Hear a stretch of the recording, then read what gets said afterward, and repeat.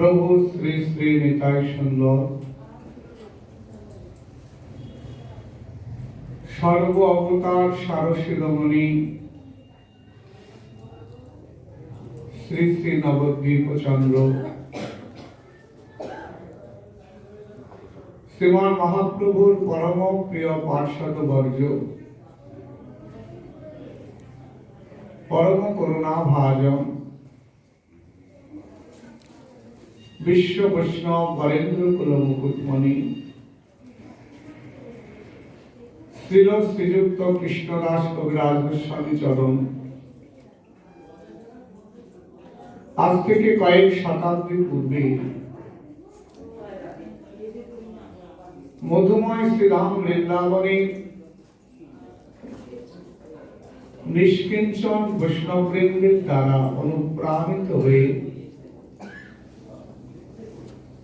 রচনা করেছিলেন চৈতন্য লীলাময় একটি গ্রন্থ শ্রী শ্রী চৈতন্য চরিতামৃতম। সেই চৈতন্য চরিতামৃতম শ্রী মহাগ্রন্থের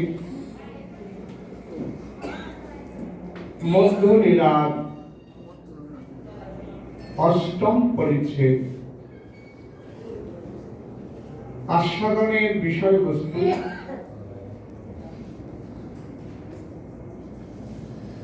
পরম ভক্ত প্রবর শ্রীপাদ রায় রামানন্দের সঙ্গে মহাপ্রভুর মিলন এবং সাধ্য ও সাধন তত্ত্বের আলোচনা।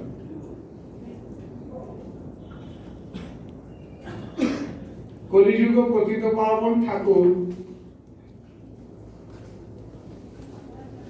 প্রভু গৌর সুন্দর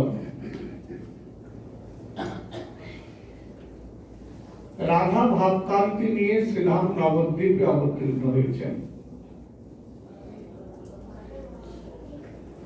এই আস্বাদনের নায়ক দুইজন, মহাপ্রভু এবং রায় রামানন্দ। তাই প্রথমে আমাদের মহাপ্রভুকে এবং রায় রামানন্দকে একটু বিশেষভাবে জানা প্রয়োজন। প্রথমে আমরা মহাপ্রভু সম্পর্কে জানব, তারপরে আমরা পরম ভক্ত প্রভু শ্রী রায় রামানন্দ সম্পর্কে একটু জানব। নন্দসুত বলি যারে ভাগবতে গায়, সেই কৃষ্ণ অবতীর্ণ এবে চৈতন্য গোসাই।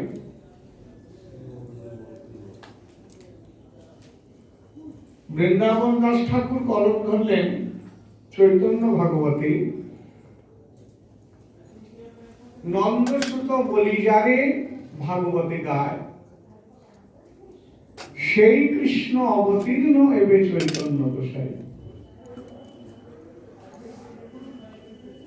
যিনি নন্দনন্দন, যিনি যশোদানন্দন, যিনি গোপীজনবল্লভ, যিনি ঋষিকেন্দ্র চূড়ামণি শ্যাম সুন্দর,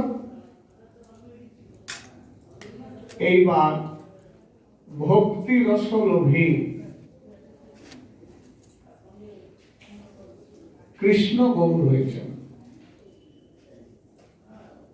কৃষ্ণ গৌর হয়েছেন কেন না ভক্তি রসলোভী।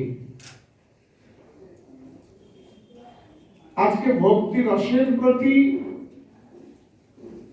ভগবানের বড় লোভ হয়েছে। ভক্তি ভক্তের সম্পত্তি, ভক্তি ভক্ত আস্বাদন করে।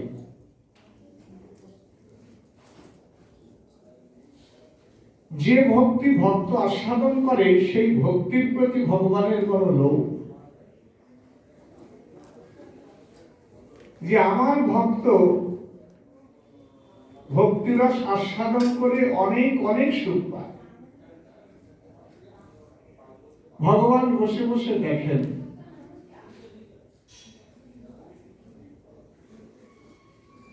ভক্তিতে ভক্ত ভগবানকে সেবা দিয়ে যদি কোটি গুণ সুখ পায়, তাহলে ভগবান পায় মাত্র 1 গুণ সুখ। এতটাই পার্থক্য। তাই ভক্ত অশেষে বিশেষে ভক্তিরস আস্বাদন করে সুখ পায়, সেই ভক্তিরসের প্রতি ভগবানের লোভ হল। স্বরূপ দামোদর গোস্বামী তার পরচার মধ্যে তেমনটি লিখলেন।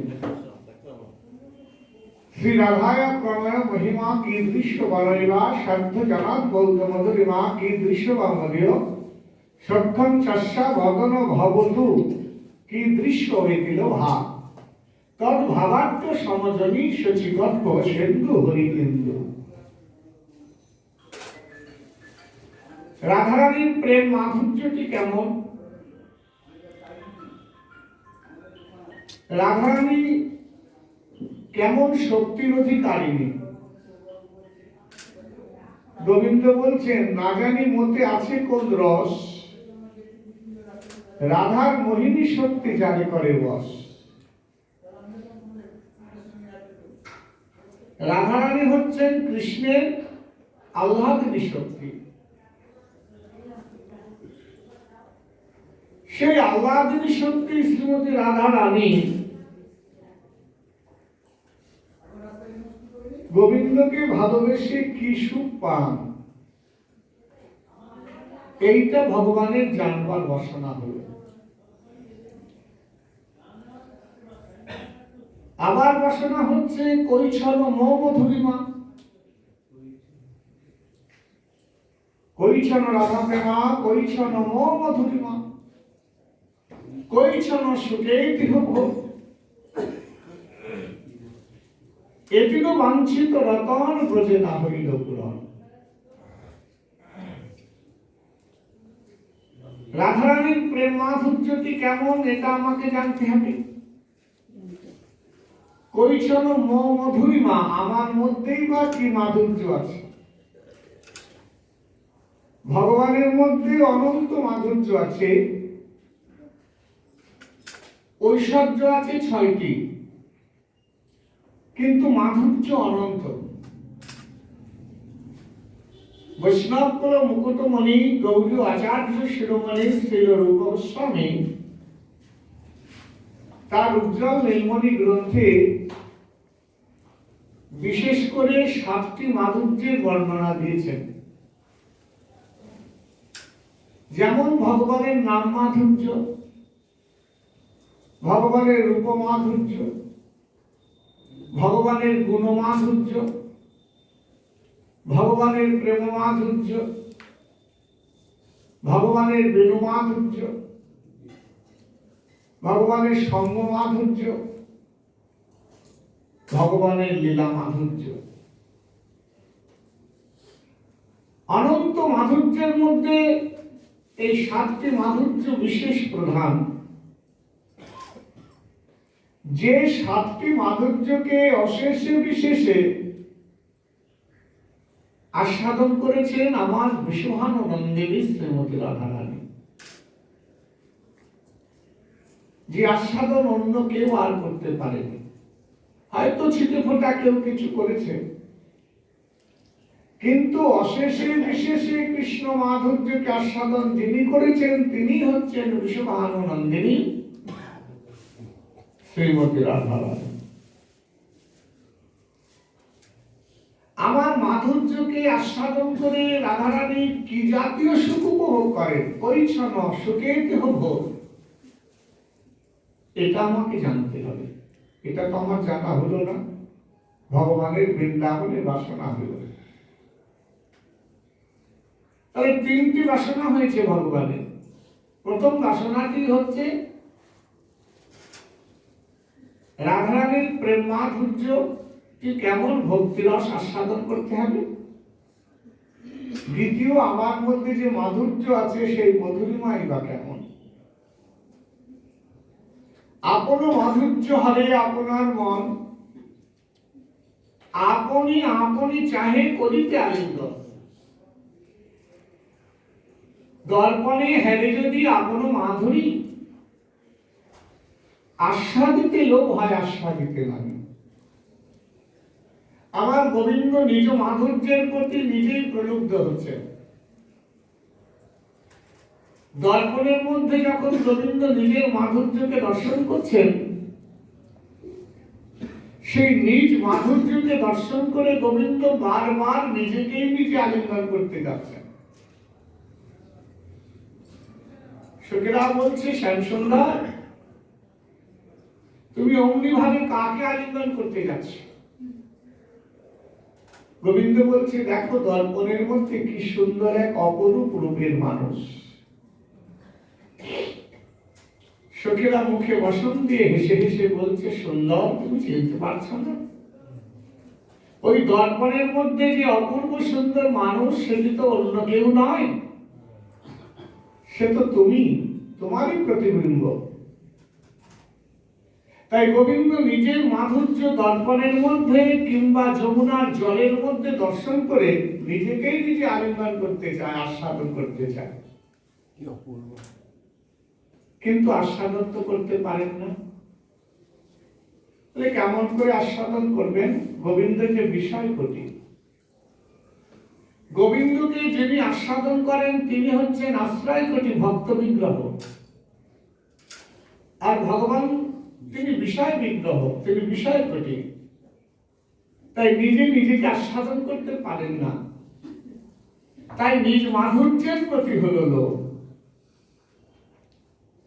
তাই স্বরূপ দামোদর গোস্বামীপাদ তার পরচার মধ্যে বলছেন, কৃষ্ণ গৌর হয়েছেন লোভে পড়ে, লোভের বশীভূত হয়ে আজকে ব্রজের কৃষ্ণ গৌর হয়েছে। লোভটা কি না? ভক্তি রসের প্রতি লোভ। এখন কি করলে ভক্তি রস আস্বাদন করা যাবে? ভগবান মনে মনে চিন্তা করছেন, চিন্তা করে ভাবলেন শাস্ত্রগণ তো বিধান দিচ্ছেন, তাহলে শাস্ত্রগণকে জিজ্ঞাসা করলে হয়তো শাস্ত্রগণ বলে দেবেন। তাই তিনি ব্রহ্মার সভায় যে সমস্ত শাস্ত্রগণ বসে আছেন, সমস্ত শাস্ত্রগণকে ডাকলেন।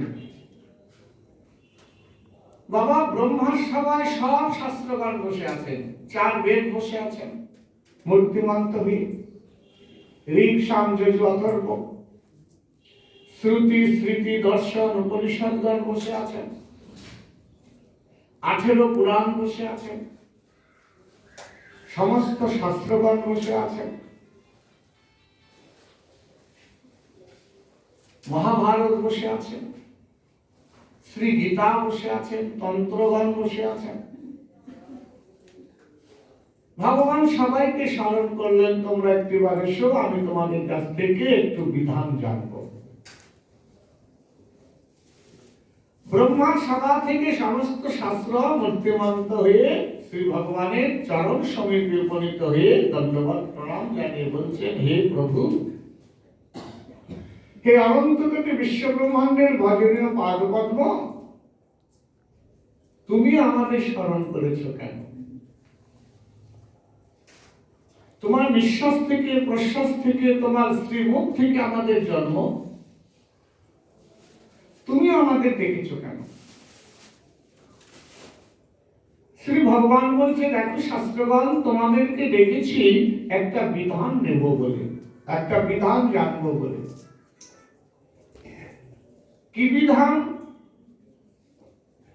বলছে খুব গোপন বিধান। বিধানটা বড় গোপন। বলে কি না, আমার একটু ভক্তিরস আস্বাদন করতে লোভ হয়েছে,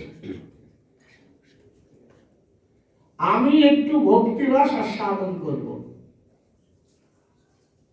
ভক্ত ভক্তি আস্বাদন করে, সুখ পায়, আনন্দ পায়। সে আনন্দ সুখ তো আমার জানা নাই, তা আমি একটু ভক্তিরস আস্বাদন করব। তাই তোমরা আমাকে বলে দাও, কি করলে ভক্তিরস আস্বাদন করতে পারবো, বা ভক্তিরস কোথায় পাবো? ভগবান ভগবানন্ময়, ভগবানের মধ্যে রয়েছে কৃপা ধন, কৃপা সম্পদ। ভক্তি তো ভক্তের সম্পত্তি। তাহলে আমি ভক্তি কোথায় পাবো? আমি তো ভগবান, কিভাবে ভক্তি আস্বাদন করব? এটা একটু বলে দাও। সব শাস্ত্রগণ শ্রীমৎ ভাগবত শাস্ত্রকে বললেন, দেখো ভাগবত শাস্ত্র, তুমি তো পুরাণ শিরোমণি, সর্বশাস্ত্রের মুকুটমণি, সাক্ষাৎ ভগবানের বাগ্ময়ী মূরতি, তাতে তুমি ভক্তি শাস্ত্র, রসশাস্ত্র, যত শাস্ত্র আছেন বাবা, তার মধ্যে রসশাস্ত্র, ভক্তি শাস্ত্র হচ্ছেন শ্রীমৎ ভাগবত, সর্বপুরাণ শিরোমণি। নিগম কল্পতরু গলিতম ফলম সুখমুখাৎ ধ্রুবমৃত সংযতাম প্রিবত ভাগবত রসমালয়াম মোহরহু রসিকা ভূবিভাবকা। যে ভাগবত রসিক এবং ভাবুকেরা আস্বাদন করে, তুমি কৃপা করে ভগবানকে একটু বলে দাও কি করলে পরে ভক্তিরস আস্বাদন করা যাবে। তখন শ্রীমৎ ভাগবত মূর্তিমন্ত হয়ে একেবারে দণ্ডবাদ প্রণাম জানিয়ে ভগবানকে বললেন, হে প্রভু, তোমার ভক্তি রসের প্রতি লোভ হয়েছে, এত উত্তম বাসনা। জগতে যত বাসনা আছে সমস্ত বাসনার মধ্যে শ্রেষ্ঠ বাসনা হচ্ছে যদি কারো ভক্তি রস আস্বাদন করতে লোভ হয়। এর থেকে আর উত্তম বাসনা কিছু নাই, এটা সর্বশ্রেষ্ঠ উত্তম বাসনা। তা আমি কি করলে ভক্তি পাবো, কোথায় ভক্তি পাওয়া যাবে এবং কিভাবে ভক্তি আস্বাদন হবে, আমাকে একটু বিধানটা বলে দাও। ভাগবত বলছেন, তুমি বিশ্ব নিয়ন্ত্রা, তোমার নিয়ন্ত্রণে বিশ্ব ব্রহ্মাণ্ড চলে। আমি তোমাকে নিয়ম বলে দেবো প্রভু, তা কি হয় কখনো? তবে হ্যাঁ, তুমি শুনতে যখন চাইছো আমি তোমাকে বলবো। তুমি শোনোনি, আমি ভক্ত প্রহ্লাদের মুখে আমি জড় ভরতের মুখে ভক্তি লাভের উপায় বলেছি। প্রহ্লাদ শ্রীমৎ ভাগবত শাস্ত্রে সর্বপ্রথম ভক্তি লাভের উপায় বলে দেন। পিতা হিরণ্যকশিপু দৈত্যরাজ যখন প্রহ্লাদকে জিজ্ঞাসা করেছিলেন, প্রহ্লাদ, তুমি গুরুগৃহ থেকে শিক্ষা গ্রহণ করে এলে, আমাকে একটু পরীক্ষা দাও, আমি তোমাকে কিছু জিজ্ঞাসা করব। তো প্রহ্লাদ বলছেন, বেশ ঠিক আছে, কি জিজ্ঞাসা করবেন পিতা, করুন। দৈত্যরাজ হিরণ্যকশিপু প্রশ্ন করলেন, জীবের প্রধান কর্তব্য কি? আমাদের তো অনেক কর্তব্য বাবা, আমাদের তো কর্তব্যের শেষ নেই, আমরা কর্তব্যের দাস, সারাটা জীবন ধরে শুধু কর্তব্য পালন করছেন। কিন্তু কর্তব্য তো অনেক করলাম, আজকে ভাগবতের প্রশ্ন উঠেছে যে জীবের শ্রেষ্ঠ কর্তব্য কি? কর্তব্য তো শেষ নাই, কিন্তু শ্রেষ্ঠ কর্তব্য কোনটি? প্রহ্লাদ উত্তর দিচ্ছেন, পিতা, জীবের শ্রেষ্ঠ কর্তব্য হরি ভক্তি লাভ করা। হরি ভক্তি লাভ করাই হচ্ছে জীবের একমাত্র শ্রেষ্ঠ কর্তব্য। শ্রবণ কীর্তন শরণ বন্ধন অর্চন পাদ সেবন দাস্য সখ্য আত্মনিবেদন। শ্রী ভগবানের চরণে এই বিশুদ্ধ নবাবিদা ভক্তি লাভ করাই হচ্ছে জীবের শ্রেষ্ঠ কর্তব্য। তুমি ধনী হও দরিদ্র হও সেটা বড় কথা নয়, তুমি যোগ্য অযোগ্য সেটা বড় কথা নয়, তুমি ব্রাহ্মণ শূদ্র সেটাও বড় কথা নয়, তুমি গৃহী না সন্ন্যাসী সেটাও বড় কথা নয়। বড় কথা হলো তোমার ভক্তি আছে তো। তুমি দিনান্তে একবার হলেও হা গৌর বলে হা নিতাই বলে ডাকো, এইটি হলো বড় কথা। গৃহে কিংবা মানে থাকে হা গৌর বলে ডাকে, নরোত্তম আগে তার সঙ্গ।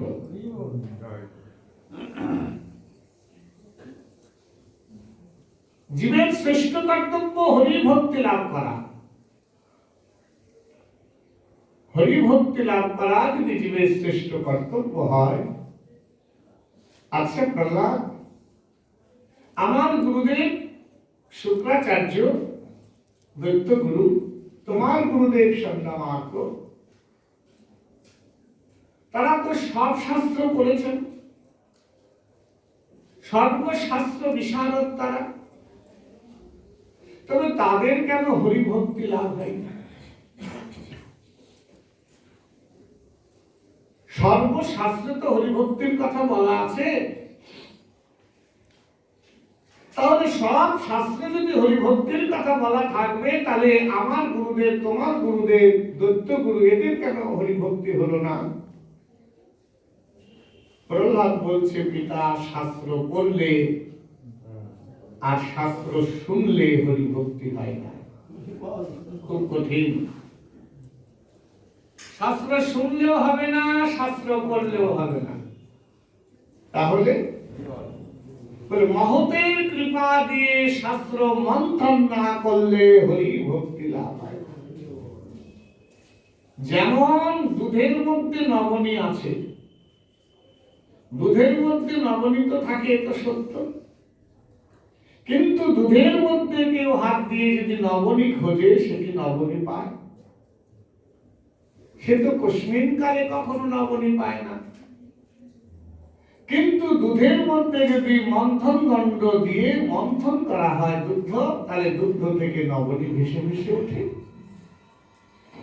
তাহলে মন্থন ছাড়া যেমন দুধ থেকে নবনীত পাওয়া যায় না, তেমনি গুরু কৃপা দিয়ে, মহতের কৃপা দিয়ে শাস্ত্র মন্থন না করলে হরি ভক্তি লাভ হয় না। হরি ভক্তি লাভ করতে হলে মহতের কৃপা প্রয়োজন, সাধুর কৃপা প্রয়োজন, শ্রী গুরুদেবের কৃপা প্রয়োজন। গুরুদেব শাস্ত্র করেছেন, মহৎ কৃপা লাভ করেননি। কেন না? হরিভক্তি লাভ হয় মহতের কৃপায়, সাধুর কৃপায়। কৃষ্ণ ভক্তির জন্মমূল হয় সাধু সঙ্গ। শাস্ত্র বললেন কৃষ্ণ ভক্তির জন্মমূল হয় সাধু সঙ্গ। মহিষার রাজোভিষেকাম নিষ্কিঞ্চনানাম নাগপরিত্যাজা। বলে হরিভক্তি লাভের উপায় কি? বলে মহত পদ রাজোভিষেকাম, মহতের চরণধূলি দিয়ে, সাধুদের চরণধূলি দিয়ে মস্তক অভিষিক্ত না করলে কখনোই হরিভক্তি লাভ হয় না। কেন না? হরিভক্তি লুকিয়ে আছে কোথায়? সাধুদের চরণে লেগেছে যে ধুলো, সেই ধুলোর মধ্যে হরিভক্তি লুকিয়ে আছে। জয় রাধে। নিষ্কিঞ্চন সাধুদের চরণে রয়েছে যে ধুলো, ওই ধুলোর মধ্যে হরিভক্তি লুকিয়ে আছে মা। তাই সেই নিষ্কিঞ্চন সাধুদের চরণ ধুলি যতক্ষণ তুমি না লাভ করতে পারবে, ততক্ষণ হরিভক্তি লাভের দ্বিতীয় কোনো উপায় নাই। যাগ যজ্ঞাদি ধ্যান তপস্যার দ্বারা, ব্রত অর্চনার দ্বারা পুণ্য সঞ্চয় হতে পারে, কিন্তু হরিভক্তি লাভ হয় না। হরিভক্তি, প্রেম ভক্তি লাভের উপায় কি? না চৈতন্য চরিতামৃতে শ্রীপাদ কৃষ্ণদাস কবিরাজ গোস্বামী কলম ধরেছেন, ভক্ত পদধূলি আর ভক্ত পদজল, ভক্ত ভুক্ত অবশেষ, এই তিন সাধনের বল। এই তিন সেবা হইতে কৃষ্ণ প্রেম হয়, তাই তো সর্বশাস্ত্র ফুৎকার। সমস্ত শাস্ত্র ফুৎকার দিয়ে এই সিদ্ধান্তই করেছেন যে একমাত্র মহতের চরণ ধুলি দিয়ে, নিষ্কিঞ্চন সাধুদের চরণ ধুলি দিয়ে মস্তক অভিষেক না হলে হরি ভক্তি লাভ হয় না। ভাগবত সিদ্ধান্ত দিয়ে দিলেন। আমার গোবিন্দ ভাগবতের সিদ্ধান্ত মেনে নিলেন। আমরা শুনছি সাধুর চরণধুলি, ভক্তের চরণধুলি, বৈষ্ণবের চরণধুলি দিয়ে মস্তক অভিষেক না হলে হরিভক্তি লাভ হয় না, এটা আমরা শুনছি বাবা। কিন্তু আমাদের সভ্যতা, ভদ্রতা, আভিজাত্যতা, ভজন অভিমান ত্যাগ করে আমরা বৈষ্ণব দেখলে, সাধু দেখলে আমরা চরণে লুটিয়ে দণ্ডবত করতে পারি না। কোথায় যেন একটা বাধা আমাদেরকে দেয়, একটা অভিমান আমাদের বাধা দেয়। কিন্তু গোবিন্দ সর্বোচ্চ আসনে বসে আছেন। আমাদের আদি গোবিন্দ সর্বকারণ কারণ, যিনি অনাদির আদি, যিনি সর্বকারণ কারণ, উচ্চ আসনে বসে থেকেও তিনি ভাগবতের এই অনুশাসন মেনে নিলেন। তিনি মেনে নিলেন। তিনি তখন নিষ্কিঞ্চন সাধু খুঁজছেন। খুঁজে খুঁজে তৈলক্ষ ব্রহ্মাণ্ডের মধ্যে, অনন্ত ব্রহ্মাণ্ডের মধ্যে মাত্র একজন নিষ্কিঞ্চন সাধু পেলেন। কে? কৃষ্ণময়ী। কৃষ্ণ যার ভিতর বাহিরে, যাহা যাহা নেত্র পরে তাহা কৃষ্ণ পুরে। সে কে? না সর্ববরেন্দ্রা বৃষভানুনন্দিনী শ্রীমতী রাধা। সেই বৃষভানুনন্দিনী আমার রাধা রানী, সেই বৃন্দাবনের সোনার মেয়ে, সোনার চরণে লেগেছে যে ধুলো, বলে সেই ধুলোগুলি মহাভাব হতে কি আর বাকি আছে?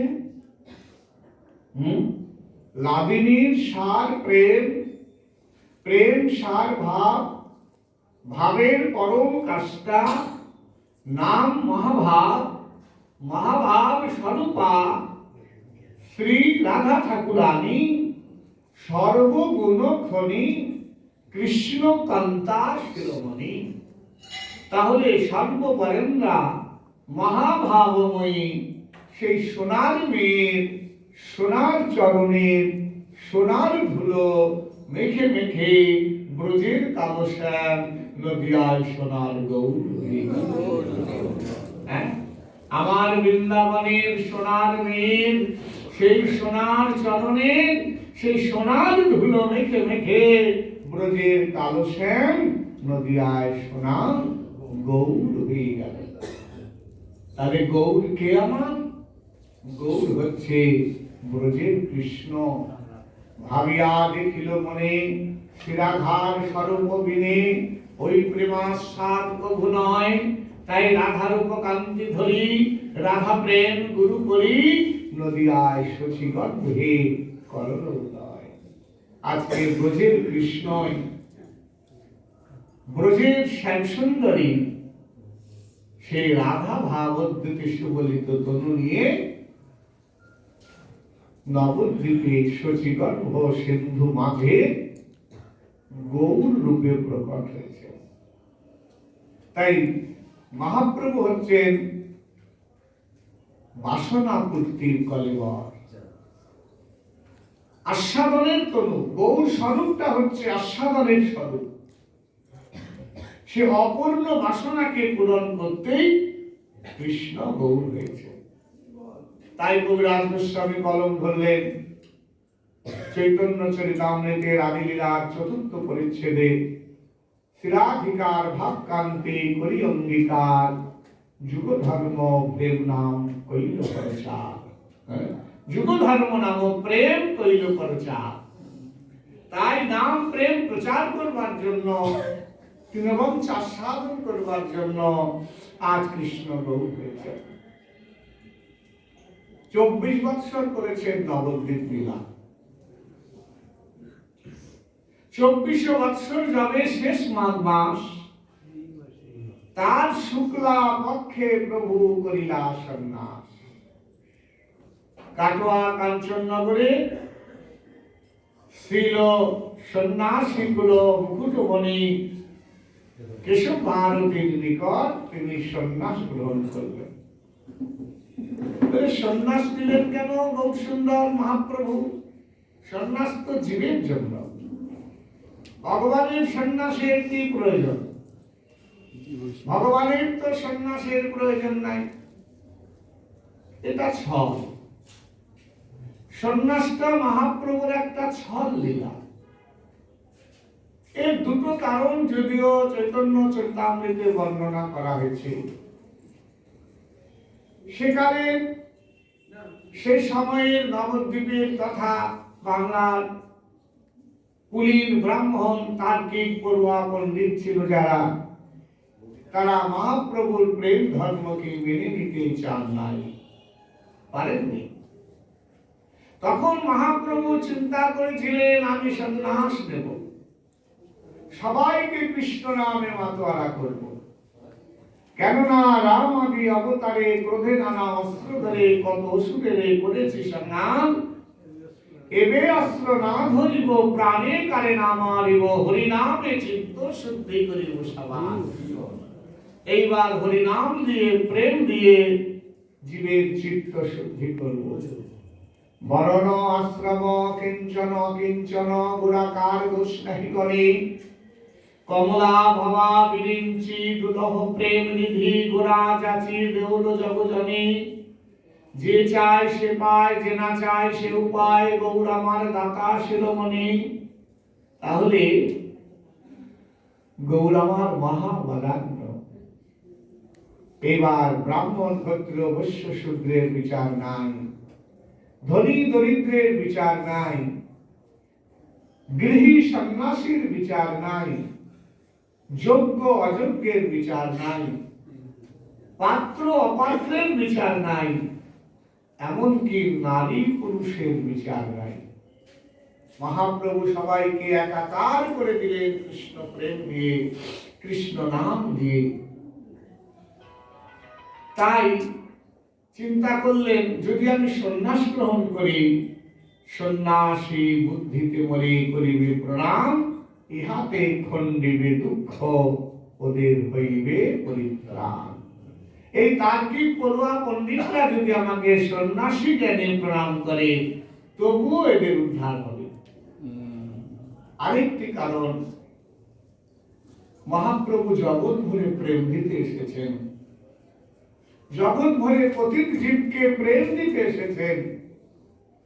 যদি তিনি নদিয়াতেই থাকেন, নবদ্বীপেই থাকেন, তাহলে নবদ্বীপবাসী উদ্ধার হবে, নবদ্বীপবাসী প্রেম পাবে। কিন্তু জগৎবাসী প্রেম পাবে কি করে? একদিকে দুঃখিনী জননী সচিমায়ের বাৎসল্য রাসের বন্ধন, অন্যদিকে প্রিয়াজির মধুর প্রেমের বন্ধন, অন্যদিকে নদিয়ার ভক্তদের ভালোবাসার বন্ধন। এই বন্ধনকে ছিন্ন করে যদি আমি না যাই, তাহলে জগতের জীব কেমন করে কৃষ্ণ প্রেম পাবে? তাই আমাদের জন্য, আমাদের কথা চিন্তা করে মহাপ্রভু সন্ন্যাস নিয়েছেন। তাই আমরা মহাপ্রভুর কাছে চিরঋণী। আমরা মহাপ্রভু মুখে বলি বটে, কিন্তু মহাপ্রভুর আদর্শ, নিতাই চাঁদের আদর্শকে আমরা আজও ঠিক ভাবে পালন করতে পারি না, বা পালন করি না, এবং সে প্রসঙ্গে আমাদের ঠিক অনুভব নাই। মহাপ্রভু জগতে কি চেয়েছিলেন, কেন এসেছিলেন, জগৎ ভরে কি অমূল্য সম্পদ দিয়ে গেলেন, সেই সম্পর্কে আমাদের এখন অনুভব নাই। যদি খুব গভীর ভাবে চিন্তা করেন, তাহলে আমরা গৌর সুন্দরের কাছে, মহাপ্রভুর কাছে চিরঋণী। তিনি নিজের সুখ স্বাচ্ছন্দ্য সব জলাঞ্জলি দিয়ে ত্যাগ করে মাত্র 24 বৎসর বয়সে তিনি সন্ন্যাস নিলেন কাটোয়া কাঞ্চননগরী কেশব ভারতীর কাছে। সন্ন্যাস নিয়ে যখন রার দেশে ভ্রমণ করেছেন, নিত্যানন্দ প্রভুর আর দেশ থেকে ফিরিয়ে নিয়ে এসেছেন শান্তিপুরে অদ্বৈতাচার্যের ভবনে। মহাপ্রভু এসেছেন শান্তিপুরী অদ্বৈতাচার্যের ভবনে। নদিয়ার সকল ভক্তবৃন্দ এসেছে গৌর দর্শনে। এসেছেন সচিমা। সচিমা যখন দোলায় করে আসলেন, মহাপ্রভু সচিমাকে প্রণাম করলেন, জননীর কাছে ক্ষমা চাইলেন। মা, আমি ভুল করেছি সন্ন্যাস নিয়ে। কি কাজ সন্ন্যাসে মোর প্রেম প্রয়োজন, আমার মতিচ্ছন্ন হয়েছে, তাই আমি সন্ন্যাস নিয়েছি। মা, তুমি যদি বলো এই সন্ন্যাস ত্যাগ করব। সচিমা বললেন, মায়ের কথা বলতে নাই। কোটি জন্মে থাকলে ভাগ্য, বিষয় ছেড়ে হয় বৈরাগ্য, সেই ভাগ্য কি সকলের হয়? বৈরাগ্য সাধনার ধন, বৈরাগ্য ভজনের ধন। তুই কাঁদবি দেশে দেশে, আমি কাঁদবো ঘরে বসে। হরিমায় ও কথা বলিস রে, তুই সন্ন্যাস ত্যাগ করবি। তুই কাঁদবি কৃষ্ণ বলে দেশে দেশে, আমি কাঁদবো কৃষ্ণ বলে ঘরে বসে। মা, আমি বৃন্দাবন যাব। তুমি যদি আমাকে অনুমতি করো, আমি তাহলে বৃন্দাবন যাই। সচিমা বললেন, মাই বৃন্দাবন যে বহুদূর, সেই বহুদূর বৃন্দাবনে তুই যদি যাস নিমাই, তাহলে তো তোর কুশল সংবাদ আমি জানতে পারবো না। তার থেকে আমি বলি কি নিমাই, নীলাচলে, পুরীধামে, জগন্নাথ ক্ষেত্রে তুই যা বাবা। শুনেছি নীলাচলে জগন্নাথ ক্ষেত্রে প্রতিদিন ৮০ মণ চালের জগন্নাথের ভোগ হয়। সেখানে নাকি কেউ অন্নের অভাবে দিন কাটায় না, সবার ভাগ্যে দুমুঠো অন্ন প্রসাদ জোটে। তারপরে শুনেছি সেখানে নাকি ব্রাহ্মণ ক্ষত্রিয় বৈশ্য শূদ্রের বিচার নাই। আনন্দ বাজারে নাকি সবাই সমান। তুই নীলাচলে জানি মান। মাতৃভক্ত শিরোমণি গৌর সুন্দর সচিমায়ের কথায় নীলাচলে গেলেন, পুরীধামে গেলেন। মহাপ্রভু যখন পুরীধামে আসলেন, সর্বপ্রথম যখন জগন্নাথকে দর্শন করছেন, সেই গরুর স্তম্ভের পাশ থেকে দাঁড়িয়ে মহাপ্রভু কোনদিন পুরী মন্দিরের গর্ভগৃহে প্রবেশ করেননি। সেরকম কোন প্রমাণ গ্রন্থকারগণ দেননি। তার কারণ, না, সন্ন্যাসের পরে মহাপ্রভুর মধ্যে যে ভাবটি হয়েছিল,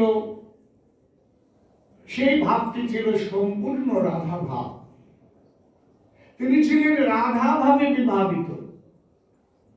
যেহেতু রাধা ভাবে বিভাবিত গৌর সুন্দর, তাই গর্ভ মন্দিরের মধ্যে বলরামজি রয়েছেন। সেই জন্য মহাপ্রভু রাধা ভাবে আবিষ্ট হয়ে কোনদিন পুরী মন্দিরের গর্ভগৃহে প্রবেশ করেননি। তিনি ওই গরু স্তম্ভের পাশ থেকে জগন্নাথকে দর্শন করতেন। কেন না, গরু স্তম্ভের পাশে আপনারা গিয়ে দাঁড়াবেন, এখনো যদি দাঁড়িয়ে দর্শন করেন দেখবেন শুধু জগন্নাথকে দেখা যায়, বলরামকে দেখা যায় না। মহাপ্রভু রাধা ভাব, রাধা ভাবে সুবলিত তনু, বিশ্বভানু দুলারীর আবেশ। গরুর স্তম্ভের পাশ থেকে যখন জগন্নাথকে দর্শন করে স্তব করছেন, একটি স্তুতি বাক্য মহাপ্রভু বলছেন, কালিন্দী তট বিপিন সঙ্গীত তরল মুদাভীরি নারী বদন কমলা সাধ মধুপ রমা শম্ভু ব্রহ্মা সুরপতি গণেশ অর্চিত পদ জগন্নাথ স্বামী নয়ন পথগামী ভব তুমি। কালিন্দী তট বিপিন সঙ্গীত তরল মুদাভীরি নারী বদন কমলা সাধ মধুপ রমা শম্ভু ব্রহ্মা গণেশ অর্চিত পদ জগন্নাথ স্বামী নয়ন পথগামী ভব তুমি। এই স্তব মন্ত্র মহাপ্রভু বলছেন, আর দুটি নয়নের জলে যেন ভেসে যাচ্ছেন। দুটি হাত প্রসার করে বলছে, ওই তো পরাণনাথে পাইনু, যাহা লাগি মদন দখলে চলি কিনু। ওই তো আমার প্রাণনাথ। জগন্নাথকে দর্শন করতে করতে অষ্টসাত্ত্বিক মহাভাবে মহাপ্রভু বিভাবিত হয়ে গেলেন, পড়ে গেলেন গরুর স্তম্ভের তলে। ঠিক সেই সময় এসেছেন রাজপণ্ডিত সার্বভৌম ভট্টাচার্য। তিনি নবদ্বীপের মস্ত পণ্ডিত ছিলেন। মিথিলা থেকে তিনি সার্বভৌমত্ব অর্জন করে পুরুষোত্তম দেব গজপতি উড়িষ্যার রাজা তাকে ভেদ দিয়ে পুরীতে নিয়ে এসেছিল।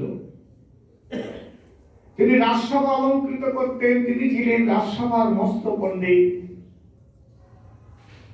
সেই পণ্ডিত সার্বভৌম ভট্টাচার্য যখন জগন্নাথকে দর্শন করতে গেলেন, আজকে তার পরম সৌভাগ্য, একই সঙ্গে দুই বিগ্রহের দর্শন হলো।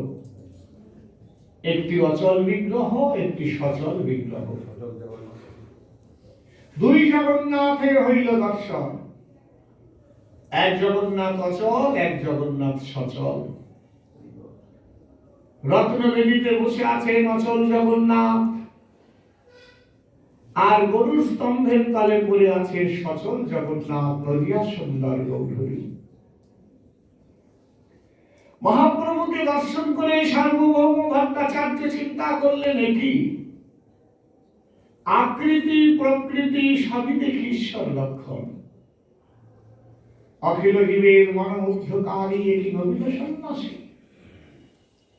সন্ন্যাসীর এত রূপ হয়, সন্ন্যাসী এত সুন্দর হয়, জীবনে কোনদিন এত সুন্দর সন্ন্যাসী দেখি নাই। সন্ন্যাসীর সর্ব অঙ্গে অষ্টসাত্ত্বিক মহাভাব, সাধক দেহে প্রেম পর্যন্ত হয়। প্রেমের পরে আরো যে কতগুলো পাক আছে, সেগুলো একমাত্র নিত্য সিদ্ধ দেহে হয়। লাদিনীর সার প্রেম, প্রেমের পরে স্নেহ, স্নেহের পরে মান, মানের পরে প্রণয়, প্রণয়ের পরে ভাব, ভাবের পরে মহাভাব। তাহলে এই ভাব তো নিত্য সিদ্ধ দেহে হয়, সাধারণ দেহে তো হয় না। সাধারণ ভক্ত দেহে প্রেম পর্যন্ত হতে পারে। সার্বভৌম চিনলেন, শিষ্যদের বললেন, সন্ন্যাসীকে আমার গৃহে নিয়ে চলো। মহাপ্রভু চললেন, কোলে করে নিয়ে গেল সার্বভৌমের গৃহে। কিছু সময় পরে মহাপ্রভুর সম্বিত ফিরে এলো। তখন সার্বভৌম ভট্টাচার্যের সঙ্গে মহাপ্রভুর ইষ্টগোষ্ঠী পরিচয় হলো। সার্বভৌম জিজ্ঞাসা করলেন, সন্ন্যাসী, তুমি সন্ন্যাসী হয়ে কৃষ্ণ নাম করো কেন? ভাবুকে ধর্ম জানন করো কেন? তুমি বেদ পাঠ করো না কেন? সন্ন্যাসীর কর্ম বেদ অধ্যয়ন করা, বেদ পাঠ করা, আর তুমি ভাবুকে ধর্ম জানন করো, কৃষ্ণ বলে কাঁদো, হাসো নাচো দাও, আবার ধুলায় পরে গড়াগড়ি যাও। প্রভু করজোরে বললে, আচার্য, আমি যখন গুরুদেবের কাছে গিয়েছিলাম মন্ত্রাশ্রয় নিতে, গুরুদেব আমাকে মন্ত্রাশ্রয় দিয়ে বললেন, ওরে কৃষ্ণ চৈতন্য, তুই মূর্খ, বেদ পাঠে তোর অধিকার নাই। বেদ পাঠে তোমার নাহি অধিকার। নিরন্তর বশীকর নাম সংকীর্তন, নাম হইতে পাবে কৃষ্ণ। তুমি সর্বক্ষণ নাম কীর্তন করো। কিবা মন্ত্র দিলা গুরু, কিবা তার বল, জপিতে জপিতে জিহুবা হইছে বিকল। তুমি যে বলছো আমি হাসি, আমি কাঁদি, আমি নাচি, আমি গাই, আমি ধুলাই পরে গাড়াগড়ি যাই, আমি নয়, কৃষ্ণ নাম আমাকে হাসায়, কৃষ্ণ নাম আমাকে কাঁদায়, কৃষ্ণ নাম আমাকে নাচায়, কৃষ্ণ নাম আমাকে ধুলায় করে খাওয়ায়, কৃষ্ণ নাম আমাকে ঘরের বাহির করেছে। এই নামের জন্য আমার কি হয়েছে জানো? পর হয়েছে আপন, আপন হয়েছে পর, ঘর হয়েছে বাহির, বাহির হয়েছে ঘর।